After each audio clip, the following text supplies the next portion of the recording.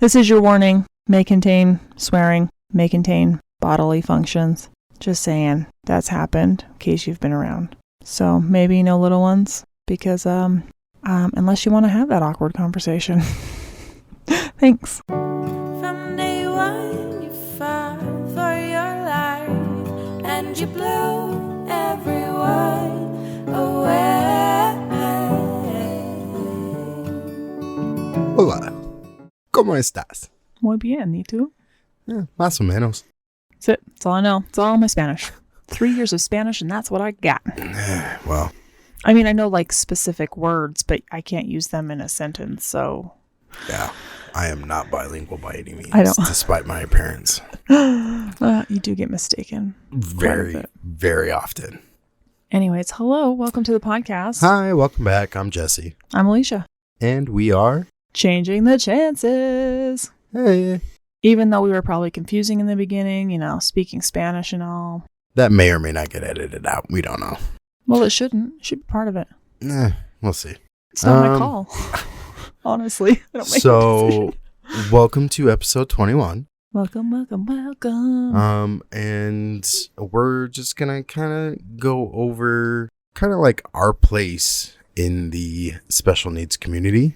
Mm-hmm. If we could say that. Is that politically correct? I don't know. I don't know. Actually, some people don't say special needs because everybody has needs and there's no reason for anybody to have special needs. I guess that's Which true. is very true.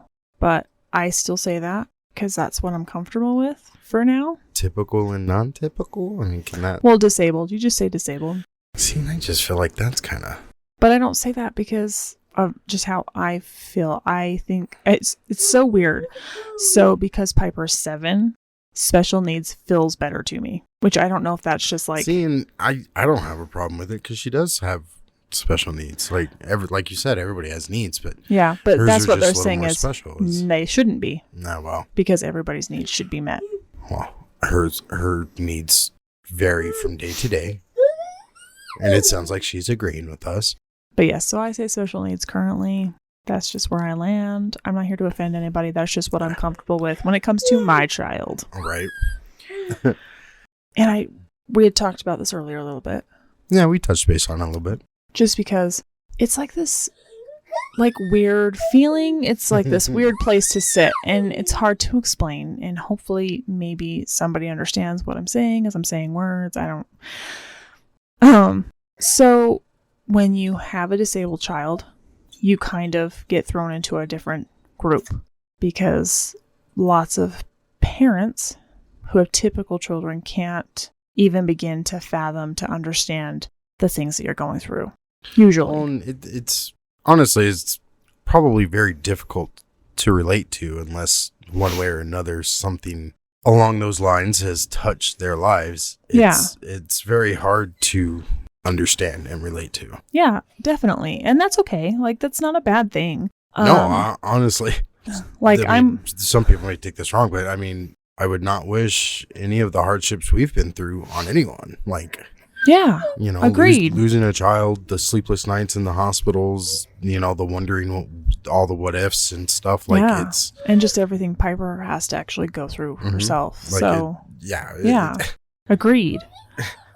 So you kind of get, I won't say put in this category, but kind of into the special needs group. That those are the people you start to really seek out and connect with, because on some level they have some understanding of what's going on with you, whether it be just doctor's appointments or sleepless nights, or they and you would think that it'd be easy to kind of make friends, and it's not, because and it's still really difficult. Just kind of going back on an episode, I don't know, a few episodes back on that we talked about relationships and connections and stuff, and even amongst the special parents community, because there are so many differences, for starters, Piper's in a wheelchair.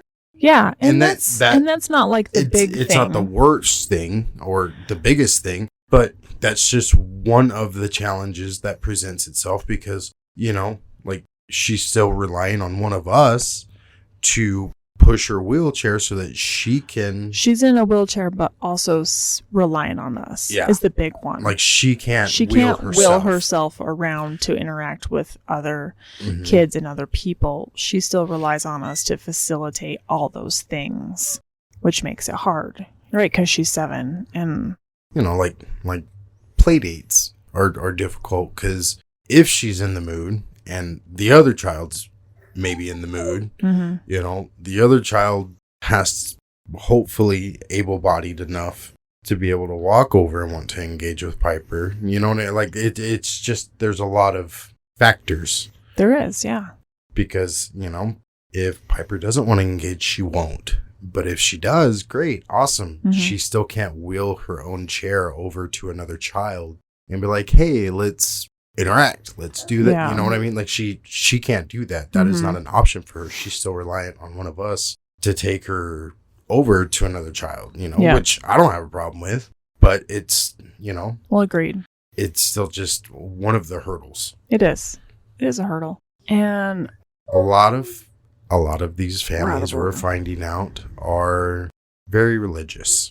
That has been a big one for me. And I have nothing against anybody who's religious. I think that's fantastic. Great. Whatever. No big deal. We are just not. We are not religious. We're more spiritual. And in case, you haven't noticed, I do drink occasionally. We do swear. Glug, glug. And sometimes we're a little bit... we have a drinking game to go along with our podcast. I think that kind of gives a pretty good definition. Yeah.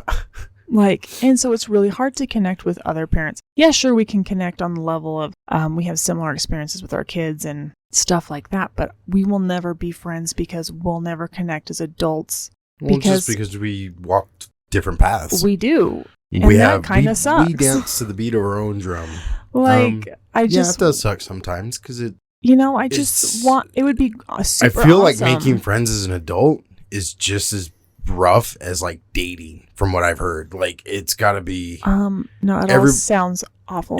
Right? It all sounds awful. The dating apps that you hear people talking about and stuff, and it's like, well, how do you make friends? How do you meet people? How does this work? How do you make friends? Just platonic, you know what? It was hard. John, did you watch the game this weekend? I think it was hard in the old days in the aspect that you had to physically walk up to somebody and have the courage to say hi, no matter if it was just friendship or otherwise. And that feels like that's been totally stripped away now. Well, yeah, that's because not now something you do. need to ask permission if you can speak to another human being. Well, that's what computers have done. That's kind of as great as technology has been in bringing us closer together. It'll be our biggest downfall. Because you can reach more people, you're also creating a barrier. Well, that's why people are so mean online, because they have that barrier of the internet. Yeah. They can say whatever they want with no repercussions. But it's, it's a different age, I guess. I mean, I feel like maybe it was easier. No, I was going to say maybe it was easier when you were in school. Maybe we think it's easier because that's how we grew up. Probably. As opposed to people who have grown up in this digital age or whatever we want to call it. And it's just their normal. So they probably don't think twice about it. I don't know. I just feel like it's horrible. That it's just gotten so bad. You can't just walk up and say hi to somebody without them being like, you offended me, or you're in my space, or whatever. Or thinking with me, I've got tattoos. I would imagine some people to think I was going to try and rob them or something you tattooed hooligan. I mean, given your personality, I can see how that could be a thought sometimes. Come on now. What? This is the thing about you, is either one, you're that guy who looks terrifying because one, you have tattoos and it's written all over your face, or two, you're super outgoing and smiling and happy and want to be friends with everybody. Well, excuse me for being a roller coaster of emotions. I think it's possibly bipolar disorder, but I've never been diagnosed, so I don't know. I don't care that's how you say it. You say it. Have we been married this long? Then shut your face. Whatevs. But I'm just saying, it's true. Sometimes you are way more approachable than other times. That is just life. Yeah. Anyways, I think something that I've also noticed, and not that I'm out there searching in this community, is men. You don't see a lot of men. Again, I'm not searching. No, but you just don't. I think that it just goes back to the stereotype of, we're meant to work. The guys are like, it's kind of just how our roles have fallen into things, but it sucks because society has made it that way because, the thing is me and you have talked about switching. We have. We just agreed that I probably am not suited for that. I mean, that is not what we thought. Really? We just figured we would get nowhere because I would come off the handle every time I talked to a doctor or somebody and they're like, oh, well, we forgot. And it'd be like, well, how did you forget to? Oh, never mind. I'm just stop That's right good. there. I think that thank you. Yeah, you're right. You would struggle. I think that we would either lose a lot of doctors or we've already had doctors straight up ignore me because I've come unglued on them and they just start talking to you. And you're like, well, we're just going to ignore Dad. Yeah. But I mean, the thing of it with you too is once you reach that point where you've kind of like unhinged, it's way harder to bring you back. Oh no, if you can catch me before I've flown off the handle. That's what I said. We're good. But no, once I've come unglued, that's it. I know. It's got to run its course. So so at that point there is no logical conversation because it's gone and your mind has already thought 20 steps ahead into a conversation that hasn't happened, and all the angry, mean things are just waiting to come out of your mouth. I think. Am I wrong? No, probably not. I mean, I know a little bit about you this far in. But I think, and I think also it is like your role is so much harder than mine. Taking care of Piper day in, day out, like it is. It's a harder role than, me being at work, just trying to figure out, how to keep going. Like it really sucks when you guys are at the hospital. That's the worst. Like when you guys are home, no big deal, whatever, because I get to come home to my girls. But when you guys are in the hospital doing a stretch like this last one, it's rough. It sucks. I get that.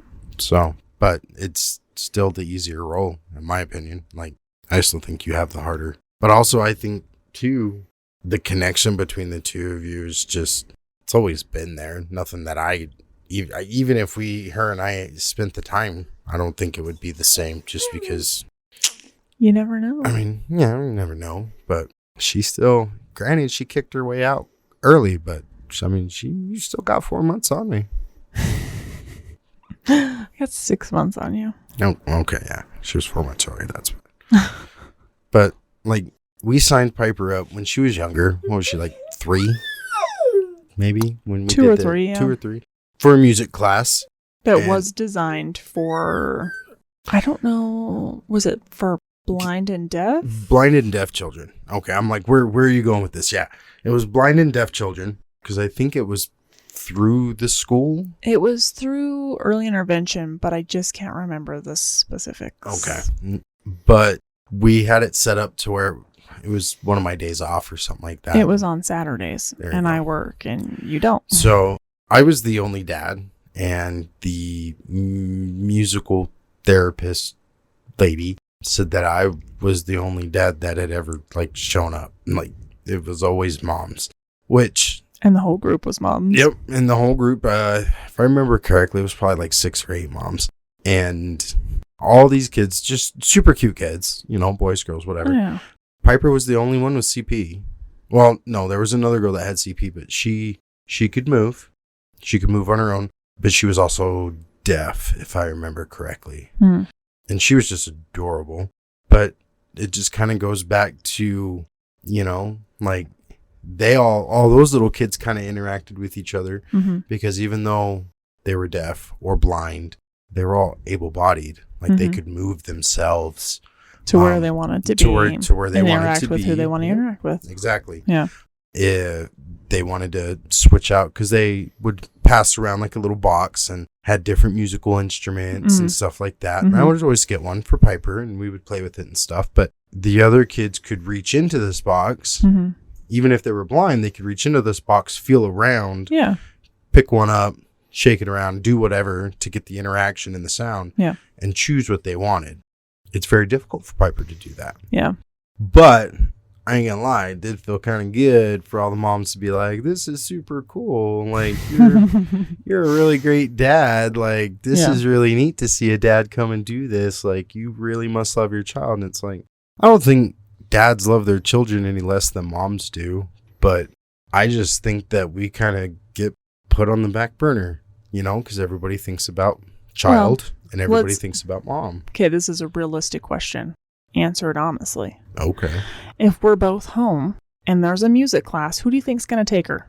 Well, you would probably take her, but I don't have a problem taking her. It's just how it is. Mm-hmm. It's nothing to do with you being in the back burner. When it comes down to it, just this is also true. What it is. Yeah, like what dads prefer to do, I guess. Like, I don't want to do that, but I would still do it because she enjoyed it. She loved listening to the guitar. Like, the lady would open up with a song and like the kids, and they would close with a song and the kids could strum her guitar. And Piper loved that because the strings on a guitar have got texture. Mm-hmm. And she was just like, first time she touched them, she pulled her hand back. And then I did it again, and she was just kind of like, that's... Because then she could feel the vibrations, and she could hear the sound. Yeah. And it, you know, she gets excited because she likes cause and effect, and she hit the guitar, and she could hear sound. Yeah. So it was a really great experience for her, and I think it was a good one for me, too. You know, being able to... It was a great bonding experience. A great bonding experience. But there it was nice to see that, you know, like, from my point of view as a guy, like, you know, not something I typically would have done or not something I typically would have seen. Yeah. But it was a good experience regardless. Yeah. You said that you guys liked it, which was awesome. Mm-hmm. No, it was fun. She got a lot out of it. She enjoyed the music because it's who she is. She loves music. She really does. You know, all the songs, she'd get excited. I mean, we did Itsy Bitsy and Wheels on the Bus. I mean, all the greats, all the little kid greats. All the originals. Yeah, the OGs. But you know, like I think that we as dads probably don't do as much as we probably should. I don't know. I think everybody's different. Yeah. But, you know, I mean, regardless, I wouldn't want to be anywhere but here with you and her. Like, I can't see myself being anywhere else but here with you and her. So it's because we're awesome. Well, yeah. In case you were wondering, it's just because we're awesome. So one of the challenges also I feel like is, you know, just like anything, special needs group is like broken up into, you know, like subcategories of things.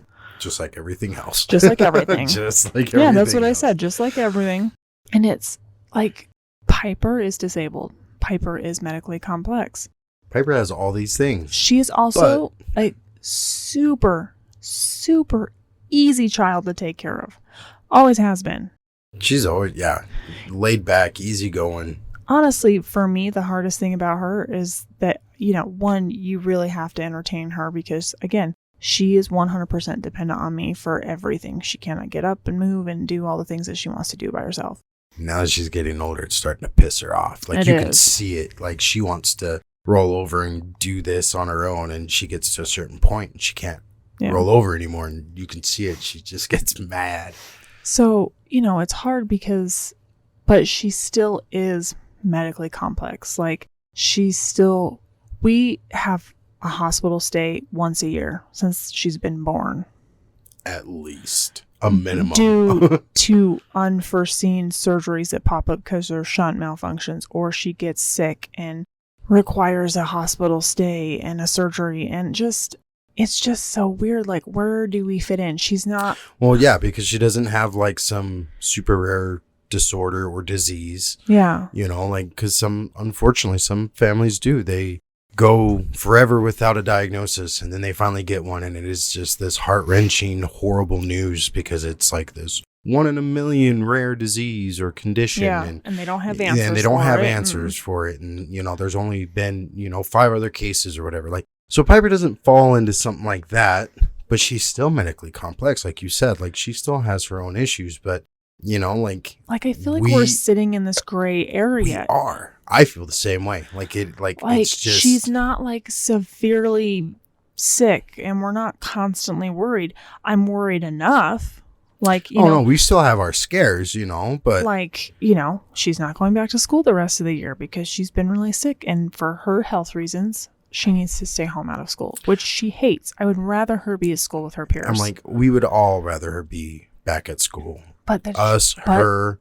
The thought of putting her back in the hospital because... Well, when your white blood cell count is below normal and you have to worry that you can't fight off an infection, as sad as it is to say, and even now with COVID and things being clean, it's still not clean enough, in my opinion. Well, and it's schools not are just still COVID. cesspools. Yeah. I mean, like, schools are just cesspools. Kids are dirty. They're grimy.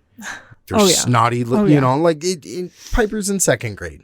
Come on. Yeah. I mean, at second grade, I was using my shirt for a booger rack. That's not even surprising. Well, yeah, that's why there's sleeves on your shirt so that you can wipe your nose on your sleeve. Duh. Well, and the thing with her too is the kids in her class. In order for Piper to want to interact with you, you need to be close to her because she can't see you. Because honestly, she's not. Well, she is technically legally blind. Yeah, and that's where you fall into. She's legally blind. Legally, she's blind. But she can see. Technically, she can only see about 16 to 18 inches in front of her, and she has 0 peripheral vision. Yeah. So it's like, she would never, even if she was able to walk and move and whatever, she'd never be able to drive a car because she's legally blind. Like, she can't see. But she can see enough to where if you got close enough to her and engaged her, she could see you. Yeah. Like, so it's just this weird gray area. And I've been in a situation. So, we've gone to the school for the blind and we've participated in lots of activities with the school with the blind. Yeah. And I've been there when these kids, like, that's what they have. They're blind. Yeah. And so they're doing these things and they're learning how to find things and do things without sight. Interact with their world without this sensory. And that doesn't apply to her because she's not moving on her own. Nope. So it's like she doesn't really fit in with that. Like, it's just like, what do you do? I don't. Well, and even honestly, like, and we're working like with her motor control and stuff like that, but even if she ever qualified for a motorized wheelchair, I don't know if she'll ever have the coordination. No, she qualifies for one if she can use it.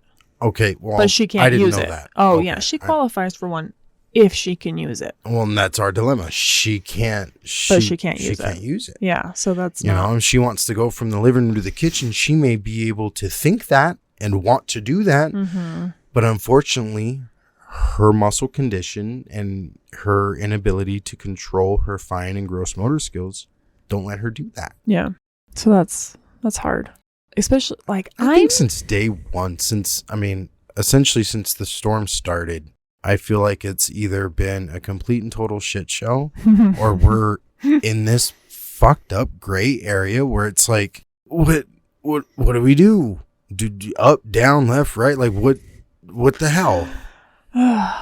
Get used to the gray, I guess. For me, the hardest thing about making connections is because I'm an outgoing person when I'm around people that I'm comfortable with. I am not outgoing in the way that I'm just going to go out and try and make friends with people I don't know. And so that's really hard because if I'm not given the opportunity to be in a space with somebody like face to face, chances are I'm not somebody who's going to find somebody and reach out on the internet to engage with them because it's not my personality. No. If somebody wants to engage with me, I'm happy, more than thrilled to engage back, but I'm not going to go out and find it. So that makes it really hard because I'm not going to go find something that I want. I don't I just want it to come to me. How do I get that to happen? Well, and it's very hard because even like it's frowned upon to like fraternize amongst work peers and stuff like that. And so it's like, how do you make friends? Like for me, I'm sorry, totally feel like I went out from fraternizing like flirting though. No, fraternizing's like outside of work, just hanging out, going to a bar, like because it can, especially if it's. Apparently, I don't know what fraternizing means. But You know, like how do you do that? Like, how do you... I know. Where else are you going to make friends when you're spending all your time at work? Yeah, it's like Where is somebody going to make friends at? What do you do? And I'm not the type of person like me either to get online and be like, I know. Like, I stepped out of my comfort zone when I went to that support group meeting the first time because I did not know anybody. I 100% went out on a limb and showed up at some lady's house I've never met in my life. And that's nerve-wracking. And I was proud of you when you did that, when you told me you were going to do that. And then you said you had a good time, though. No, I did. And it's a really small, but like nobody shows up the least of the times I've been able to go. Just the same two ladies. And they are very, very sweet ladies. And they are great and they're sweet and they're nice. But again, I don't feel like we'll ever be friends because they just live their life differently than me, and I just don't fit into that. Even when Piper was in the hospital, and I was the only time I was like talking to other guys about this was when I was talking to the two individuals from Rainbow Kids. Yeah, and one of them really showed me like that's not how society built men to be raised. Yeah. To show emotion. Yeah. To be like outreaching and, stuff like that, like nurturing and kind. No, I get that. And accepting, like, and so it was like, I don't have anybody to talk to. And the people that we hung out with, I mean, yeah, we're still acquaintances with them, but I don't feel like we're like friends with them. Like, I feel like a lot of the people that we called friends, we've drifted away from because it's hard for us to just get up and go and do something. Yeah. We just have a different life now. Yeah. And it just doesn't work. They've got kids that have got kids, or, that are their kids that are home or completely and totally self-sufficient because they're in freaking high school or whatever. Yeah. Like, so, and now they're all like, yeah, let's party and stuff. And obviously we're not. First of all, I'm partying. Getting too old for that. Yeah. I am not old, not bounce back the way but we my used body to. is definitely saying, girl, you need to slow it down. And I don't know if part of that is just because I don't sleep anymore. You know what kind of wasted I get now? I get chocolate wasted. Chocolate wasted. I want to get chocolate wasted. Yeah. Like, who wants to have a 2-day hangover? No. That does not sound fun at all. Sounds terrible. I keep it to like a couple drinks, 3-4 at the top. At the max. Like, there's no way. Yeah. So, but the best thing though is because Rainbow Kids is it's like a support group, like palliative care group at the hospital. They're amazing. Even though all the people, even though all the OG members are leaving, you're either retired or in the midst of retiring, or leaving, doing other things with their lives because they're there. And it's selfish to want them to stay because they're amazing and they should be shared with the world, but I'm still upset. So you know who you are. Right. We're not going to name names, but you're going to get to this episode and you know who you are. No. So when we first words. Breathe. Words. Anyway, so 7 years ago when we were in the hospital originally and we became a part of this group, they used to do a lunch day every Tuesday for people who were inpatient. If you were there picking up meds, whatever. If you were there, you could come sit with other parents who obviously are going through the same thing because you're all a part of the same group and talk and eat and just be like in a safe. I miss those days. Yeah, just be in a safe place. Like, and COVID ruined that, by the way. I went to a few of those too, and it was just nice. It was that's when that's my jam. Yeah, man. Like, that was cool. There was food, nurses, people from Rainbow Kids that, had been around, and we didn't have to explain our story. They knew our story. Like, which is nice because, it doesn't feel like you have to relive it or backtrack or whatever, explain yourself. And I do not mind sharing my story. No, I don't. But, sometimes I just want to talk about what did you see the new movie? Did you see this? Oh, well, you definitely had a buddy. I did. Yeah. And, and when I felt like I just wasn't doing what I could as a dad, I had somebody there for a little while that I could talk to about that too, because I, I wasn't religious. And it was like, I'm more of a spiritual guy. Yeah. And the guy that I was talking to at the time, he's like, you know what? That's totally fine, man. I'm just here to help you through whatever you need to get help through. Like, it doesn't have to do anything with church or God or this or that. Like, yeah.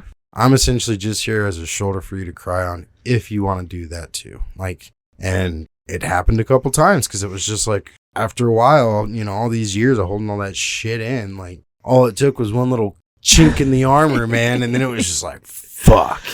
Oh, that's definitely how it is, though. Pretty much, yeah. Because even now, like, certain movies, I'm like, you fucking movie, are you shitting me? Well, the thing is, like, with me now, is I can't tell the difference if, one, something's making me cry because we've been through a lot in 7 years, or something's making me cry because I'm just emotional because I have been for many years. Like, as long as I've known you. It's a hard line to know. Is this like a reaction to some shit that's happened in our life, or am I just connected to this character on the TV I've never met before that's not real? What are you talking about? Shows. Things. How did we get onto shows? Oh my god. Well, like watching shows, because you're like, sometimes I watch movies and makes me emotional. Yeah, okay. Okay. Now I... Like, did that come back to you? Like, that you brought that? Mm-hmm. I mean, I know we got sidetracked when the mics were off. We did. I'm still coming back. I'm running back from left field, babe. Okay. But anyways, that's what I was talking about. Hold on. I'm running home. So anyways, that's what I was talking about. I don't know. Gotcha. That's what I said. Ever since the twins were born, I've definitely gotten more emotional, I guess, or attuned, or more apt to show an emotion other than anger. Okay, we can do that. Sure. Because anger's always been there. Well, which we've discussed. Yeah, that's like my go-to. That's my jam. I know. I know. I feel like perfect, like metaphor. Piper and I watched Lilo and Stitch yesterday. Okay. So when Stitch realizes he's on an island surrounded by water with no major cities, mm-hmm. and all of his programming of creation on what he should be as a monster, destroyer, whatever. And then he's like, well, oh shit. I'm like, now what do I do? What do I do? And then he starts feeling for Lilo and Nani, and he finds his family and stuff like that. Mm-hmm. Like, I wonder if this is how he felt. Just, okay. But I hear ya. And with that reference being said, I am getting Caleb's memorial tattoo. I do have that started. In case anybody has listened, he's been dying for it.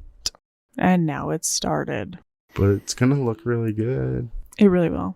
I'm super when excited. It's all colored when it's all colored, it'll look great. It'll look really good. But right now it's just the line work.